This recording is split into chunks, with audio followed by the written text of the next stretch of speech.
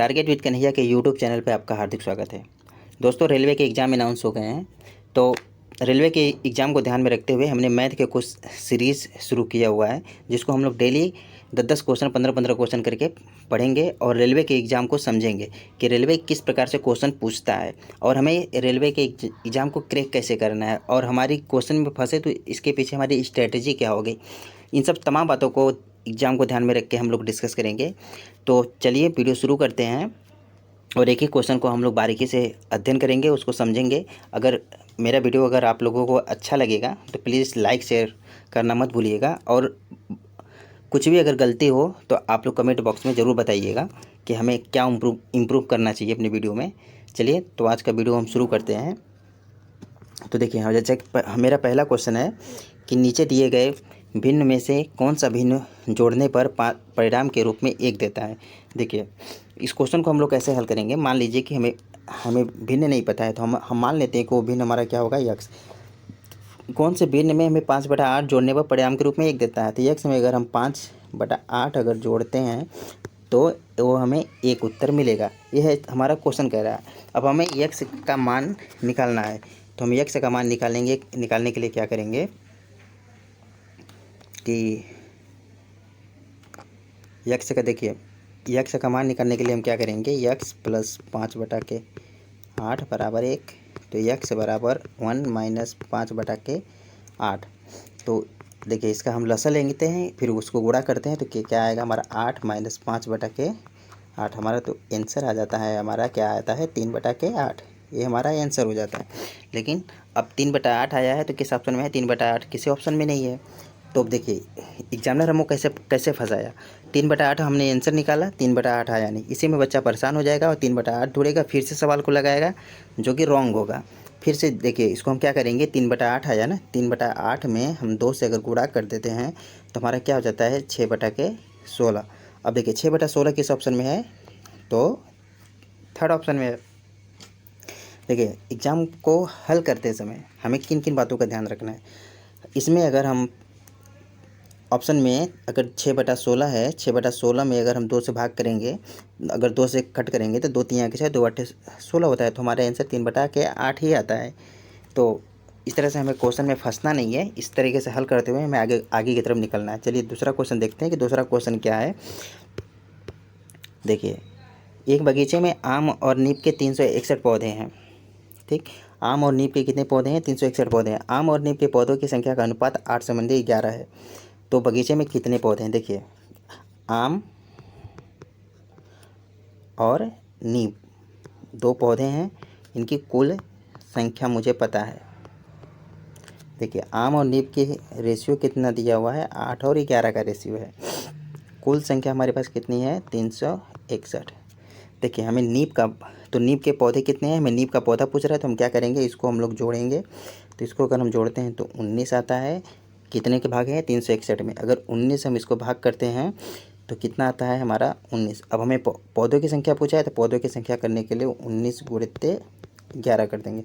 तो क्या आ जाएगा 11 9 99, 11 कम 11 और 1 20। हमारा आंसर आ जाता है कितना, 220। आंसर क्या आता है हमारा, 220 आता है, सॉरी 209 आता है।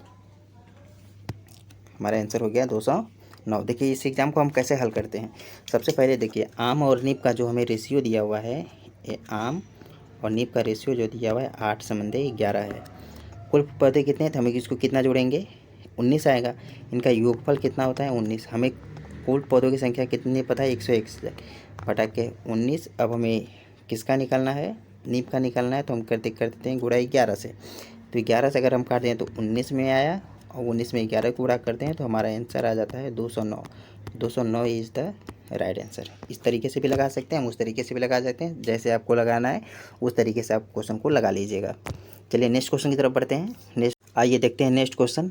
नेक्स्ट क्वेश्चन क्या है कि एक मूलधन को 4 वर्ष के लिए 7.5 वार्षिक साधारण ब्याज की दर से निवेश किया गया। यदि निवेश 5 वर्ष के लिए होता तो अर्जित ब्याज 375 रुपये अधिक होता। 5 वर्ष के लिए होता तो अर्जित ब्याज 375 रुपये अधिक होता। निवेश किया गया आरंभिक मूल्य क्या होगा।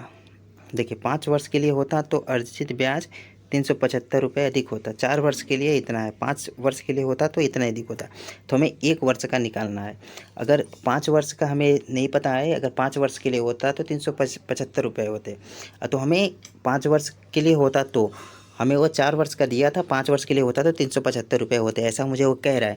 तो हम ऐसा करते हैं कि 1 साल में साधारण ब्याज, क्योंकि हर साल समान होता है, इसलिए 4 वर्ष का नहीं पता है, तो हमें 1 वर्ष अगर बढ़ाने के बाद ₹375 अधिक मिलता है तो हम 1 वर्ष का ब्याज निकाल लेते हैं उस दर पे।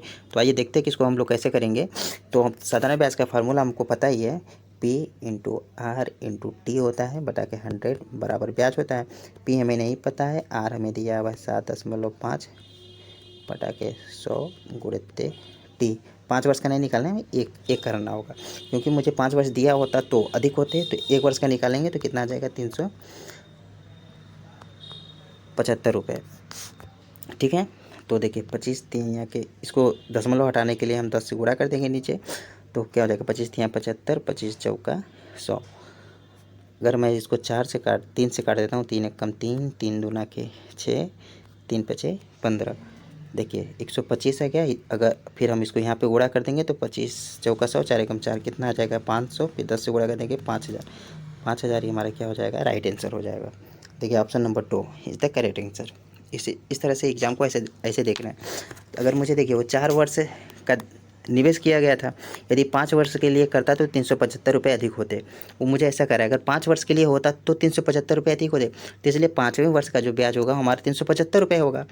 तो क्योंकि हम जानते हैं कि साधारण ब्याज में हर साल ब्याज समान मिलता है, तो इसलिए 5वें वर्ष का साधारण ब्याज निकालने के लिए हम सीधे 1 वर्ष का निकालेंगे। 1 वर्ष का जितना ब्याज होगा वह 5वें वर्ष का ब्याज होगा, क्योंकि प्रत्येक साल ब्याज हमें समान मिली है। तो 1 वर्ष का हमने ब्याज निकाला, P इंटू आर इंटू 100 बटा P into R into T बटा 100 किया। P इंटू आर की वैल्यू रखी, T की वैल्यू 1 थी, P की वैल्यू मुझे निकालनी थी। दशमलव हटाने के लिए मुझे 10 से ऊपर नीचे दोनों को गुणा किया, तो 75 हो गया, 25 3 75, 25 चौका 100, 3 से हमने इधर काट दिया, 125 गुणित 4 गुणित 10 बराबर 5000। इस तरह से हमारा आंसर हो जाता है। Option number 2 is the right answer. आइए नेक्स्ट क्वेश्चन की तरफ देखते हैं कि नेक्स्ट क्वेश्चन क्या कह रहा है, कौन सा क्वेश्चन है। ये देखिए द फेवरेट क्वेश्चन है रेलवे का। इस तरह से एग्जामिनर रेलवे में बार बार क्वेश्चन पूछता है, इसको एकदम बहुत अच्छे से आप लोग समझ लीजिएगा। बार बार पूछेगा, यही क्वेश्चन पूछेगा, सेम पैटर्न का सेम तरीके से पूछता है एग्जामिनर सवाल। देखिए क्या कह रहा है कि 2 पाइप है, 2 पाइप अकेले कार्य पर एक टंकी को क्रमशः 3 घंटे 4 घंटे में भर सकते हैं, अकेले करते हैं तो, जबकि तीसरा पाइप 8 घंटे में खाली कर सकता है। यदि टंकी का 1/भाग भरा हुआ था तो तीनों पाइपों को एक साथ खोला गया था, तो टंकी को पूरी तरह से भरने में कितना समय लगेगा। देखिए एक पाइप है वो 3 घंटे में भर देती है, तो एक दूसरा पाइप है 4 घंटे में भर देता है, तीसरा पाइप है जो 8 घंटे में खाली करता है।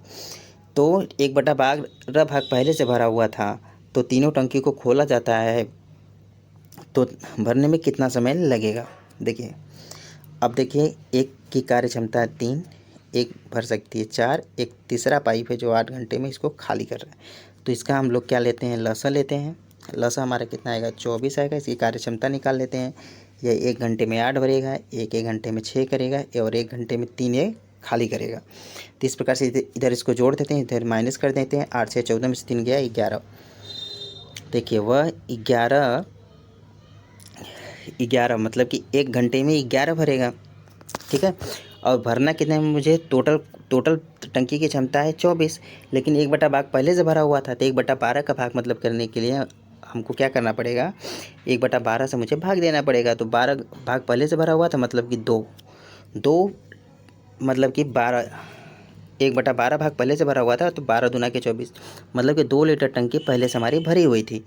तो अब हमें भरना कितना है, हमें भरनी है टंकी को 20 लीटर टंकी भरना है। अब हमारे पास टंकी भरने के लिए 22 लीटर बची है, और टंकी भरने के लिए 22 लीटर बची थी, और कितने समय में भरना था, 11, 1 घंटे में 11 भर रहा था, तो हो गया बराबर 2 घंटा।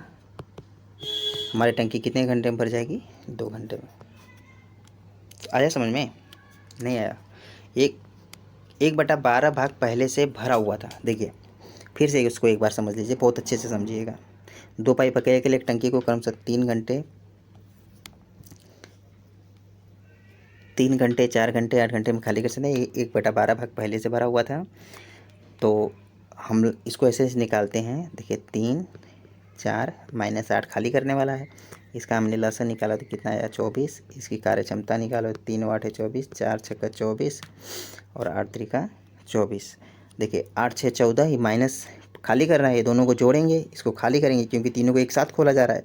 या 1 घंटे में 8 लीटर भरता है, 1 घंटे में 6 लीटर भरेगा, 1 घंटे में 3 लीटर खाली करेगा। तो 8 6 14 -3 11। मतलब कहने का मतलब यह है कि 11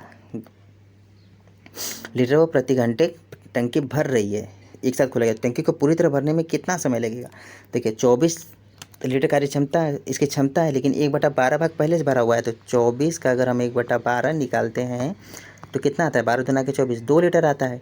तो 2 लीटर टंकी पहले से भरी हुई थी, तो अब हमारे पास टंकी भरने के लिए कितनी बची? 22 लीटर। तो 22 लीटर जब पहले से भरी हुई है, 1 घंटे में वो 11 लीटर भरता है, तो 2 घंटे में वो कितना भर देगा? 22 लीटर। तो इस प्रकार हमारा आंसर आ जाएगा 2 घंटा। आया आप लोग को समझ? उम्मीद करते हैं आप लोगों को समझ में आया होगा इस बार। तो इस प्रकार हमारा आंसर हो जाता है 2 आवर्स। आइए नेक्स्ट क्वेश्चन देख लेते हैं। देखिए नेक्स्ट क्वेश्चन ऐसे क्वेश्चन पूछ रहा है। नेक्स्ट क्वेश्चन को आप लोग ध्यान से समझिएगा थोड़ा सा। देखिए ये कह रहा है कि 3 के power x square 3x square दिया हुआ है प्लस ax प्लस 4 किसे डिवाइड है? x -5 से डिवाइडेड है। देखिए कोई भी संख्या अगर किसी से हम भाग देते हैं, अगर पूर्णतः विभाज्य है, तो वह ऐसा होता है कि उसका जो शेषफल होगा वह 0 होगा। तो इस तरह से हम इसको ऐसे करेंगे तो x -5 बराबर 0 हो जाएगा। तो x बराबर 5। अब x का मान हम अगर 5 में रख देंगे यहाँ पे, तो हमें ये की वैल्यू फाइंड आउट हो जाएगी। देखिए यहाँ पे अगर यहाँ पे ये का मान रखते हैं तो 5 बचे, x का मान 5, तो 3 गुणित 5 के स्क्वायर 25 प्लस a5 प्लस 4 बराबर 0 हो जाएगा हमारा। तो देखिए 75 प्लस a5 प्लस 4 बराबर 0। देखिए 75 और 4 कितना हो जाएगा? 79। तो a5 बराबर 79 बटा के 5 तो बराबर a। तो a बराबर हो जाएगा 5 एकम 5। ठीक, अब यहाँ बचेगा 2, 5 बचे 25, अब बचेगा 4, तो 5 अट्ठे 40। ये माइनस का होगा क्योंकि ये 0 है। 5 और 4 कितना हो जाता है? -79 हो जाएगा। तो इधर हो जाएगा तो -5 और 8। इस प्रकार हमारा जो थर्ड होगा वह राइट आंसर होगा -15 बटा के 8। चलिए नेक्स्ट क्वेश्चन की तरफ बढ़ते हैं। बताइएगा आप लोगों को कैसा लग रहा है वीडियो। देखिए कि ये सब ऐसे एग्जाम्स ऐसे क्वेश्चन हैं जो डायरेक्टली क्वेश्चन पूछे जाते हैं, और ये क्वेश्चन जो है प्रीवियस ईयर का ही क्वेश्चन है। सारे क्वेश्चन हमने प्रीवियस ईयर के लिए हुए हैं। देखिए इसको कैसे हल करेंगे। इन्होंने ऐसे पूछा हुआ है कि -1 बटा के 4 गुणित छोटा ब्रैकेट में -45 -96 भागे 32 -32 है, फिर ब्रैकेट बंद है। इसका आंसर क्या होगा? देखिए इसको हल करने के लिए ज़्यादा फंसना नहीं है, बस माइनस प्लस का ध्यान रखना है। ये बदमाश के ट्रिक से इसको सॉल्व करेंगे। तो देखिए किसको करेंगे, पहले हम लोग छोटा ब्रैकेट हल करते हैं, फिर मझला ब्रैकेट हल करते हैं, फिर उसके बाद सभी इसको हल करते हैं। देखिए -1 बटा 4 के पहले कोई ब्रैकेट नहीं है, तो -1 बटा के 4 हम ऐसे लिखेंगे, सेम टू सेम लिख देंगे, फिर गुणित लिखेंगे। फिर देखिए बड़ा कोस ब्रैकेट है तो बड़ा ब्रैकेट लगा देंगे, -45 माइनस लगा दिए। अब देखिए हम अब छोटे ब्रैकेट को खोलेंगे तो -96 है। अब इसके अपॉन क्या होगा? -32 हो जाएगा। माइनस से माइनस कट जाएगा। एक कितनी बार में जाएगा? 3 बार में जाएगा। तो ये हो जाएगा देखिए -45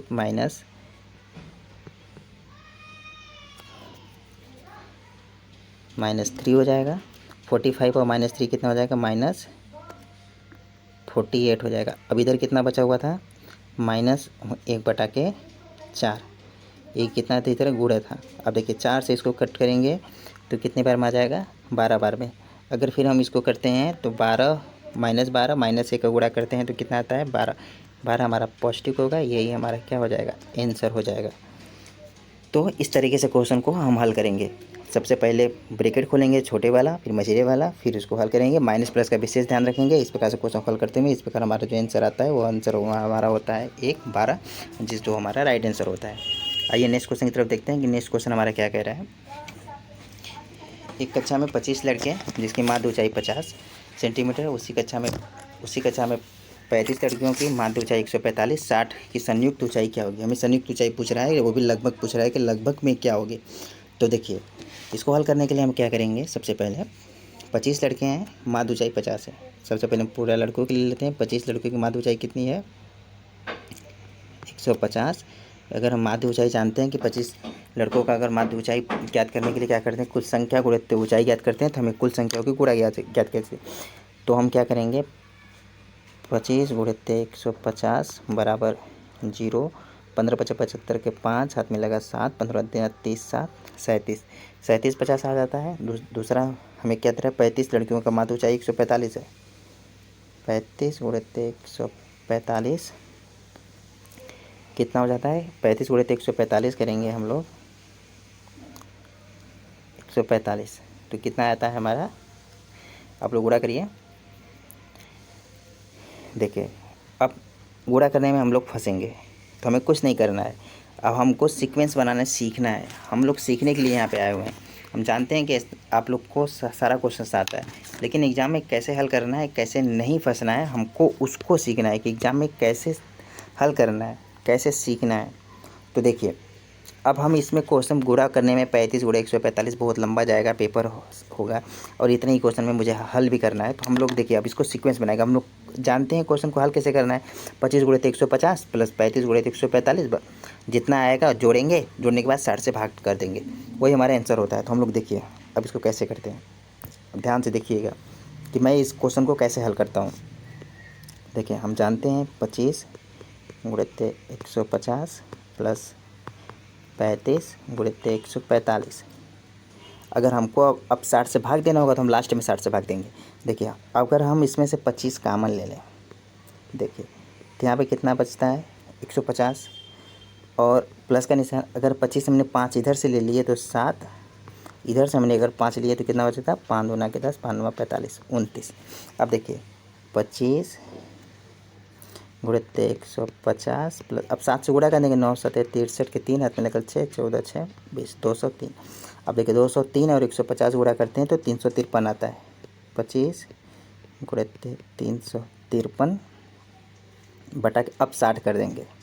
देखिए अब हमारा सवाल कितना आसान हो गया, 5 से काट देंगे 5 बार, 5 से काट देंगे 12 बार, ठीक, क्योंकि 5 3 8 3 11 3 से कटेगा नहीं। अब पूरा कर लेते हैं हम, 5 15 के 5, हाथ में लगा 1, 5 से 25 1 26 के 6, हाथ में लगा 2, 5 15 2, 1765 में अगर 12 से भाग देते हैं तो देखिए कट करेंगे, 12 1 कम 12, कितना बचा 5, 12 से 12 चौका 48, कितना बचा 6 2 8, 8 बचा ना, 12 पंचे 60, 12 छंग 72, 12 सते 84, फिर बचता है 1, फिर लगाते हैं 0, फिर होता है 100, 12 8 96, इतना आएगा लगभग में। अब हमें लगभग में बताना तो हमारा एग्जैक्ट आंसर मिल चुका है 147, तो 147 सीधा हमारा क्या हो जाएगा, राइट आंसर 147। तो हमें एग्जाम क्वेश्चन को इस तरीके से हल करना है कि हमें कैलकुलेशन में फंसना नहीं, कैलकुलेशन को हमको ईजी बनाते चलना है। अगर हम उसको करते हुए 35 145 करते, जोड़ते, फिर 60 से भाग देते, हो सकता है काटने में भी फिर दिक्कत होती, फिर हमको काटने में फिर उलझन सामना करना पड़ता कि क्वेश्चन को हम काटेंगे कैसे। इसलिए फंसना नहीं है, अब फंसना नहीं है कैलकुलेशन में, इस तरीके से हल करते हुए आगे की तरफ बढ़ना है। आगे वाला क्वेश्चन देख लेते हैं, क्वेश्चन नंबर 8। देखिए क्वेश्चन नंबर 8 बहुत फेमस क्वेश्चन है, ये सब रेलवे के क्वेश्चन जो एग्ज़ाम में बार बार पूछे जाते हैं। तो इस एग्ज़ाम को आप लोग को जैसे मैं कहूँगा उसी तरीके से हल करिएगा, ज़्यादा फंसने की कोशिश मत करिएगा। देखिए एक घनाभ के 3 फलक जो एक शीर्ष को साझा करते हैं कि पृष्ठीय क्षेत्रफल 20 वर्ग मीटर, 32 वर्ग मीटर और 40 वर्ग मीटर है, घनाभ का आयतन क्या होगा। देखिए पृष्ठीय क्षेत्रफल हम जानते हैं क्या होता है, A×B प्लस BH प्लस क्या होता है, एच ए होता है पृष्ठीय क्षेत्रफल ना।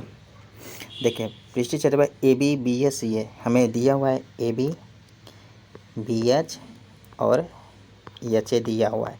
तो AB कितना हुआ है, 20 32 40 इतना दिया हुआ है। अब देखिए अगर हम इसको ऐसे करते हैं, देखिए A×B into B into H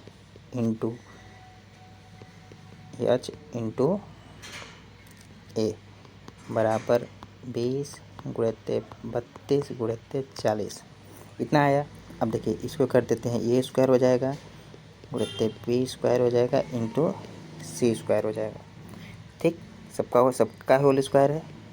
अगर हम फिर गुणा किए, अगर इसको हम गुणा नहीं करेंगे भी, देखिए इसको कर देते हैं 4 गुणित्ते 5। इसको हम इसी तरीके से भी लिखने देते हैं, इसको भी इसी तरीके से ही रहेगा। देखते हैं आगे कैसे करना है। फिर इसको अगर हम लोग, अब हमको पता है घनाभ का आयतन क्या होता है, घनाभ का आयतन क्या होता है, ए इंटू बी इंटू एच होता है। हाइट ऊंचाई और लंबाई गुणित्ते चौड़ाई गुणित्ते ऊंचाई होती है। देखिए अगर इतना दिया हुआ है, अगर हम इसको अंडर रूट में कर देते ए इंटू बी इंटू सी मिल जाएगा कि नहीं, ए इंटू बी इंटू सी, देखिए मिल जाएगा। तो इस प्रकार से देखिए हम आगे अगला पेज लेते हैं। देखिए इसमें क्या आ गया, ए स्क्वायर गुणित्ते बी स्क्वायर इंटू सी स्क्वायर कितना हुआ था, 20 गुणित्ते 32 गुणित्ते 40 वहाँ से आया था। अब इसको अगर हम अंडर रूट में करते हैं तो ए इंटू बी इंटू सी, देखिए कितना गया, 4 गुणित्ते 5, 4 गुणित्ते 8 गुणित्ते 8 गुणित्ते 5। देखिए यहाँ से 4 लिया, यहाँ से 8 लिया, यहाँ से 5, 4 गुणित्ते 5 गुणित्ते 8। अब क्योंकि अंडर रूट लगाएंगे इसको स्क्वायर हटाने के लिए, तो अंडर रूट में लगाएंगे स्क्वायर हटाने के लिए 4 गुणित्ते 5 गुणित्ते 8 हो जाएगा। देखिए 5 चौका 20 अट्ठे 160।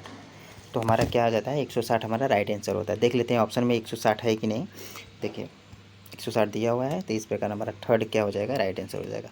आई होप आप लोग को समझ में आया होगा। करना कुछ नहीं था, पृष्ठीय क्षेत्रफल दिया हुआ था, पृष्ठीय क्षेत्रफल क्या होता है, A B B C into C A होता है। अगर हम एक घनाभ बनाते हैं इस प्रकार,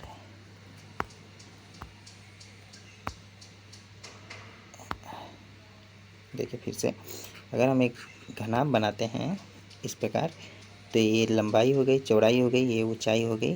तो इसी तरह से हमने लंबाई चौड़ाई ऊंचाई को ए इंटू बी इंटू सी माना, ये हमारा क्या हो जाता है, घनाभ हो जाता है A B B H C A. और गुणा करके जोड़ते हैं तो हमारा क्या निकलता है, पृष्ठफल निकलता है। अगर इसी पृष्ठफल को हमने इस फॉर्म में लिख दिया था, तो हमें दिया हुआ था A B B H C H का मान दिया हुआ था 40। तो लंबाई चौड़ाई ऊंचाई का मान हमें दिया हुआ था ए बी। तो इस प्रकार से हमने आंसर हमारा क्या निकला था, 160 निकला था। आगे की तरफ बढ़ते हैं हम लोग, अगला क्वेश्चन देखते हैं। दूध पानी के एक मिश्रण का 2/3 भाग क्या दिया हुआ है। देखिए 2/3 भाग दूध था, 21 लीटर पूरा मिश्रण था, 4 लीटर पानी मिलाया जाता है, तो नए मिश्रण में दूध का प्रतिशत क्या होगा। देखिए मिश्रण के भी सवाल रेलवे में खूब पूछे जाते हैं, तो इसको भी ध्यान से देखिएगा। हमारे पास मिश्रण कितना है, 21 लीटर, हमें दूध का कितना है, 2/3। दूध में हमें दो भाग में, अगर दूध हमारे 2 भाग है तो पानी कितना होगा, 1। पूरा मिश्रण कितना था, 21, टोटल 3, तो 1 का वैल्यू आएगा 7। तो इसका मतलब क्या हो जाएगा, 14 लीटर हमारे पास दूध हो जाएगा और 7 लीटर पानी हो जाएगी। ठीक, तो नए मिश्रण में दूध का प्रतिशत ज्ञात करना है ना। 4 लीटर पानी और मिला दिया जाता है। अगर अब देखिए 4 लीटर पानी और मिला दिए, तो अब हमारे पास दूध कितना हो गया, 14। हमारे पास दूध कितना हो गया, 14 लीटर, और हमारे पास पानी कितना हो गया, 7×4 11 लीटर। अब हमें प्रतिशत निकालनी है, तो प्रतिशत निकालने के लिए इसको हमें जोड़ना पड़ेगा 25। अब हमारे पास मिश्रण कितना हो गया, 25 लीटर मिश्रण, और हमारे पास दूध कितना है, 14 लीटर है। तो अब हम लोग क्या करेंगे कि कुल मिश्रण का कितना परसेंट हमारा दूध है, दूध का परसेंट निकालना है। तो अब देखिए 25 का x परसेंट बराबर दूध कितना है, 14। तो x बराबर अगर हम निकालते हैं तो x बटा के 100 हो जाएगा हमारा यहाँ। तो 14 गुणित्ते 100 बटा के 25 निकाल देते हैं, 25 चौका 100, 14 चौका 56। तो हमारा 56 आ जाता है राइट आंसर, जो ऑप्शन नंबर 2 में है। देखिए इसको कुछ करना ही नहीं था, हमें इतने कैलकुलेशन करने की कोई ज़रूरत ही नहीं थी। अब हमें दूध और पानी का मिश्रण पता है 21 लीटर 2/3 भाग है। अब हमें कह रहा है नए दूध में 4 लीटर पानी मिलाया जाता है, तो दूध का प्रतिशत ज्ञात कीजिए, क्योंकि दूध तो हमारा वही रहेगा ना जो इतना पहले दूध था, 4 लीटर पानी मिला रहा है तो पानी की वैल्यू कम ज़्यादा होगी ना। तो दूध हमारा देखिए 2/3 भाग दूध था, 21 का 2/3 कितना होता है, 14 होता है। 14, 4 लीटर पानी मिला तो कुल वैल्यू हमारी मिश्रण की बढ़ गई, वो कितनी आ गई, 25 आ गई। अब देखिए 25 का हमको डायरेक्ट निकाल देंगे, 25 का x% बराबर हमारा कितना आया था, 14 आया था। तो हमें x की वैल्यू यहाँ से फाइंड आउट कर लेनी थी। 1400 बटा के 25, 25 से काट देते हैं तो 100, 14 चौका 56, 56 लीटर आता था। इस तरीके से भी निकाल सकते थे, उतना हमें करने की कोई ज़रूरत ही नहीं थी, मिश्रण निकालने की, निकालने की, वो निकालने। तो इसको शॉर्ट फॉर्म में भी लगाना सीखिए, लॉन्ग भी सीखिए और लॉजिक भी कुछ सीखिए। आइए नेक्स्ट क्वेश्चन देखते हैं कि हमारा नेक्स्ट क्वेश्चन क्या है। नेक्स्ट क्वेश्चन देखिए, थोड़ा सा टाइप मिस्टेक हो गया है तो इसको आप लोग ध्यान दीजिएगा, थोड़ा ऊपर नीचे हो गया लगता है। चलिए कोई बात नहीं, देखते हैं। हमें सवाल से मतलब है, ऑप्शन चाहे कैसे भी रहे, हमें सवाल बस देखना है। देखिए क्या बोल रहा है कि 750 रुपये 3 महीने के लिए निवेश करने पर 18 रुपये ब्याज प्राप्त होता है, वार्षिक साधारण ब्याज ज्ञात कीजिए। अब देखिए हमें इसमें पी दिया हुआ था। अब हम जानते हैं साधारण ब्याज क्या होता है, P into R into T बटा के 100। साधारण ब्याज का फार्मूला होता है, 750 रुपये था, पी कितना था 750, 3 महीने के लिए, 3 महीने उसको साल में बदलने के लिए हम 12 करेंगे, नीचे 100 पहले से था, और 3 महीने के लिए तो साधारण ब्याज की दर हमें आर निकालनी थी, कितना 18 रुपये ब्याज मिलता था। बस इसी को हमें हल करना है, कुछ नहीं करना था। अब देखिए 25 यहाँ 75, यहाँ पे 30 हो जाएगा, 25 चौका 100 हो जाएगा, ठीक। यहाँ पे 18 है तो 3 से काट देते हैं तो 3 छक्का 18 आता है, ठीक है। ऊपर हमारा 30 बचा हुआ है, 3 से काटते हैं, 3 से काटते हैं तो यहाँ पे बचेगा 10, 3 दूना के 6। अब देखिए ऊपर, अब 12 चौका 48 दूना के 96 बटा के 10, आर बराबर, तो आर बराबर कितना आ जाता है 9.6%। तो हमारी आर की वैल्यू कितनी हो जाती है 9.6%। तो इस प्रकार हमारा राइट आंसर हो जाता है, आंसर इज कितना हो जाता है 9.6% बराबर आर।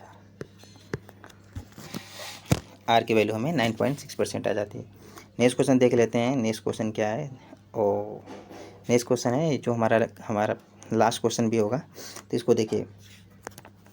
ये कह रहा है यदि a + b + c = 0 तो a की पावर 3 है, ठीक है। कितना है, a की पावर 3 + b की पावर 3 + c की पावर 3 का होल पावर बराबर क्या होगा, ये हमें क्वेश्चन पूछ रहा है। तो देखिए a + b + c = 0 है, हम जानते हैं। देखिए हमें एक फार्मूला हमें पहले से पता है, एक फार्मूला, क्या, कौन सा फार्मूला, देखिए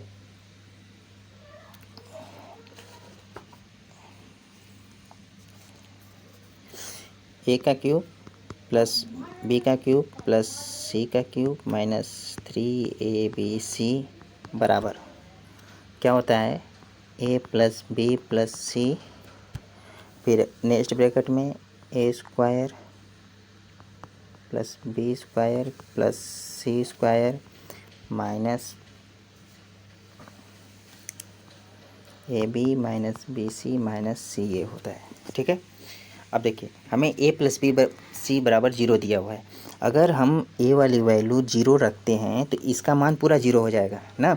इस प्रकार हमारा क्या हो जाएगा, a का क्यूब प्लस b का क्यूब प्लस c का क्यूब माइनस 3abc बराबर 0 हो जाएगा, क्योंकि a + b का मान 0 रखें, दोनों ब्रैकेट में इसको गुणा करेंगे, 0 से किसी भी वैल्यू में गुणा करते हैं तो हमारा मान 0 आता है। अब देखिए, अब इसको हम लोग हल करते हैं तो a का क्यूब प्लस b का क्यूब प्लस c का क्यूब बराबर 3abc। अब देखिए हमें क्या निकालना था, a का क्यूब प्लस b का क्यूब प्लस c का क्यूब के पावर के होल क्यूब।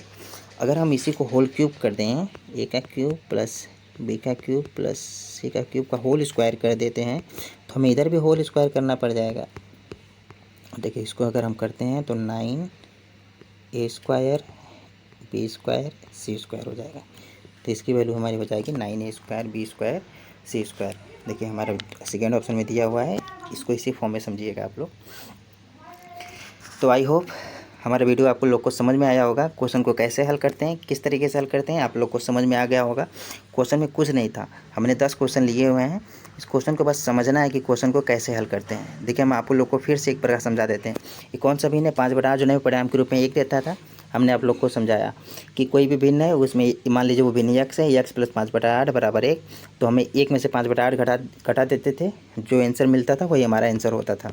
आगे आम और नीम के बगीचे दिए हुए थे, पौधों की संख्या का अनुपात दिया था, बगीचे में कितने नीम के पौधे थे, रेशियो अनुपात समात पढ़ना आना चाहिए। 8 से 11 था, कोई रेशियो ना था, 19 से 19 से भाग दिया, 19 गुणे 11 किए, 209 आंसर आया।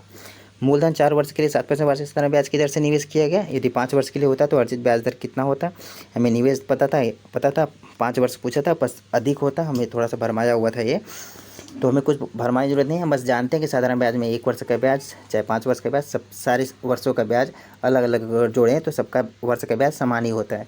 तो 1 वर्ष अधिक था तो हमने 1 वर्ष का निकाल लिया, 1 वर्ष का साधारण ब्याज जितना है उतना हमारे आंसर क्या, इस प्रकार हमारे आंसर 5000 आता था। अगला क्वेश्चन क्या था, अकेले अकेले बढ़ते थे तो बढ़ते थे, खाली करते थे, 1/5 पहले से भरा हुआ था, यही थोड़ा सा कैलकुलेटिव था कि 1/5 पहले से भरा था, इसी को समझना था। तो 11/12 भाग बचेगा तो 24 आया था आंसर। इस तरीके से अगर हम निकालते हैं तो हमारा 2 घंटे आंसर आता था। 3x² plus x minus 5 x-5 से पूर्णतः विभाजित ए का मान ज्ञात करना था। तो हम जानते हैं कि किसी भाग को विभाजित अगर करते हैं तो इसका मान अगर हम विभाजता का मान बराबर 0 करते हैं तभी वह संख्या x से विभाजित होती है। x-5 से x-5 बराबर 0 तो x का मान आ गया 5। हमने x की वैल्यू यहाँ पर रख दी, बराबर 0 कर दिया, जितना आंसर आया, जितना सॉल्व कर नहीं पाया वही हमारा क्या हो जाता था, आंसर हो जाता था। फिर हमने अगला वाले क्वेश्चन को कैसे हल किया था, ये तो सिंपल ही था, बस ब्रैकेट को ध्यान में रखना था, प्लस माइनस को ध्यान में रखना था, हल कर देते थे, आ जाता था आंसर। इसको थोड़ा सा कैलकुलेटिव था, कैलकुलेटिव का तो ठीक था क्वेश्चन में सवाल, और लेकिन एग्जाम में ऐसे सवाल आते हैं तो कैलकुलेटिव दिमाग को इधर उधर कर देते हैं, जिससे हम लोग घबरा जाते हैं और एग्जाम तरीके से हल नहीं कर पाते। तो इसमें कुछ नहीं करना था, कैलकुलेटिव है, इसको थोड़ा सा ध्यान देना है, जैसे मैंने बताया है उसी तरीके से हल करना है। आप लोगों को नहीं समझा फिर से जाके वीडियो एक बार देख लीजिएगा। पृष्ठीय क्षेत्रफल जो शीर्ष को साझा करते हैं, पृष्ठीय क्षेत्रफल इतना था, घन आपका आयतन बताना था, तो हमने ABBS यचे करके बताया था। हमने लंबाई को LBS होता है, लेकिन हमने लंबाई को A माना, B माना, C माना था, इस तरीके से मैंने हल करके लगाया था। तो आप लोग लगाइएगा, इसका आंसर 160 घन मीटर आएगा। अभी दूध और पानी का मिश्रण था, हमने बता दिया था, इस तरीके से हल करना था। और ये सवाल था ब्याज निकालना था, ब्याज के 2 सवाल आए हुए थे, ABC का मान निकालना था, ABC बराबर 0 था, इतना निकालना था, तो 9AB² B/C², इसका आंसर क्या होगा, राइट होगा। तो इस प्रकार अगर मेरे वीडियो आप लोग को अच्छे लगे हों तो लाइक शेयर कमेंट करना बिल्कुल मत भूलिएगा, और आप लोग बताइएगा कि हम किस टॉपिक को लेके आएँ। ऐसे ही इन्फॉर्मेटिव वीडियो देखने के लिए अगर अच्छा लगा हो तो लाइक शेयर बिल्कुल करिएगा। मिलते हैं ऐसे ही नेक्स्ट क्वेश्चन में, तब तक के लिए धन्यवाद।